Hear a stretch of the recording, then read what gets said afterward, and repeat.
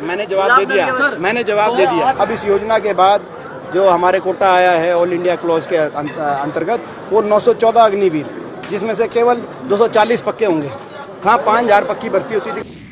देखिए, इसमें 3 मुख्य मुद्दे हैं जिसको लेकर कांग्रेस पार्टी की ये रामलीला ग्राउंड में रैली की जा रही है। पहला महंगाई, दूसरा बेरोजगारी और तीसरा अग्निपथ। इन 3 बातों के विरोध में जो बेरोजगारी, रिकॉर्ड तोड़ बेरोजगारी, और हरियाणा में देश में सबसे ज़्यादा बेरोजगारी है, इसी प्रकार से महंगाई, आज कमर तोड़ महंगाई, हर घर का बजट बिगाड़ने का काम इस सरकार में हुआ है। और तीसरा अग्निपथ योजना, जिससे सबसे ज़्यादा प्रभावित हरियाणा प्रदेश के युवा हैं, जहां 5000 की पक्की भर्ती होती थी फौज में।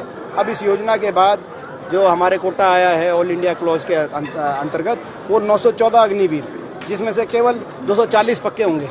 कहाँ 5000 पक्की भर्ती होती थी, कहाँ 240 पे आ गई बात। तो इन बातों को लेकर कांग्रेस पार्टी रैली कर रही है, और इस रैली को लेकर लोगों में बहुत उत्साह है, कार्यकर्ताओं में बहुत उत्साह है, और एक रिकॉर्ड तोड़ हाजिरी हरियाणा से रहेगी। अभी गुलाम नबी आजाद ने इस्तीफा दिया है, और उनका कहना है कि जो बड़े फैसले हैं उनके सिक्योरिटी गार्ड और पीए ले रहे हैं, जिस कारण पार्टी नीचे जा रही है। देखिए, जो चापलूसी बढ़ रही है, जो पार्टी किसने छोड़ी है राष्ट्रीय स्तर पर, आप साथ में हमसे ये भी सवाल पूछो जिन्होंने पार्टी में जो शामिल हुए हैं प्रदेश में। मैं धन्यवाद करता हूं कि पिछले 1-1.5 महीने में हरियाणा प्रदेश में कांग्रेस पार्टी में बीजेपी और जेजेपी मुख्य तौर से छोड़कर 12 पूर्व विधायक और भी कई गुना अधिक सीनियर पदाधिकारी जो बीजेपी जेजेपी में थे, वो कांग्रेस पार्टी में शामिल हुए। आज जो गुलाम नबी आजाद के साथ गए इस्तीफा देकर, जो देखिए, मैंने जैसे कहा कि हरियाणा प्रदेश की बात कर रहा हूँ।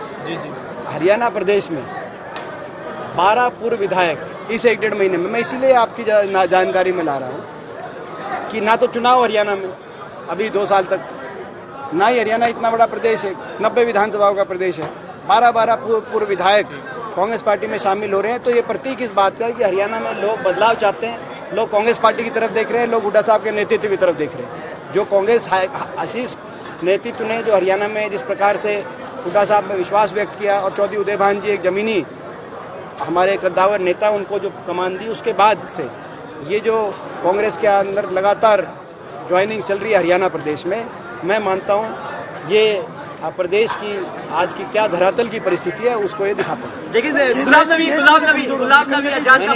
मैंने जवाब दे दिया।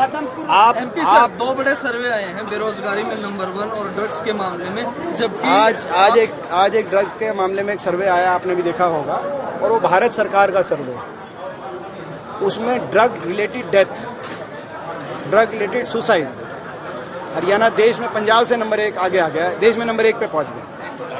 ये मैं सरकार से सवाल पूछना चाहता हूँ। बेरोजगारी में नीति आयोग के अनुसार और centre of monitoring Indian economy CMI की बात करते हैं मुख्यमंत्री जी, नीति आयोग के अनुसार और CMI के अनुसार भी हरियाणा बेरोजगारी में नंबर 1। गृह मंत्रालय के आंकड़ों के अनुसार नशे के में से संबंधित जो मौत और सुसाइड है, उसमें हरियाणा देश में सबसे आगे। तो ये हरियाणा के नौजवान के भविष्य को इस सरकार ने किस बेरोजगारी और नशे और अपराध में के गर्त में धकेलने का काम किया, इसका अंदाजा आप लगा सकते हैं। ये बहुत दुखद बात है, ये स्थिति है। ये इस सरकार को आईना दिखा रहे हैं। ये आंकड़े जो आए हैं आज, ये सरकार को आंकड़ा दिखा रहे हैं। ये सरकार पूर्णतः जिम्मेदार है।